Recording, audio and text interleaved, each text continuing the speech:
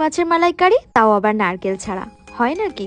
হ্যাঁ হয়, আজ নারকেল ছাড়াই মালাইকারি করে দেখাবো। ও চাল মগজ পোস্ত আর কাজু বাদাম দিয়ে একটা পেস্ট বানিয়ে নিলাম, আর কি কি নিয়েছি রান্নাতে সেগুলোও তোমাদেরকে দেখিয়ে দিচ্ছি। চলো, প্রথমেই আমি এখানে আদা আর জিরেটাকে পেস্ট করে নিয়েছি, পেঁয়াজ বাটা, রসুন বাটা, সর্ষে বাটা, কাজু পোস্ত, চাল মগজ বাটা, আর এখানে একটু ধনে আমি গুঁড়ো করে নিয়েছি আগে থেকে, আর এখানে নর্মাল দুধ আর টক দই ফেটিয়ে নিয়েছি। এবার রান্নাতে চলে যাচ্ছি। কড়াইতে তেল গরম করে তাতে সাদা জিরে ফোড়ন দিয়ে নিলাম। এবার দিয়ে দিচ্ছি বেশ খানিকটা পেঁয়াজ বাটা। পেঁয়াজ বাটাটা একটু লালচে রং ধরে আসলে দিয়ে দিচ্ছি রসুন বাটা। এবার একটু নেড়ে চেড়ে আদা আর জিরের পেস্ট এখানে আমি একটু দিয়ে দিলাম।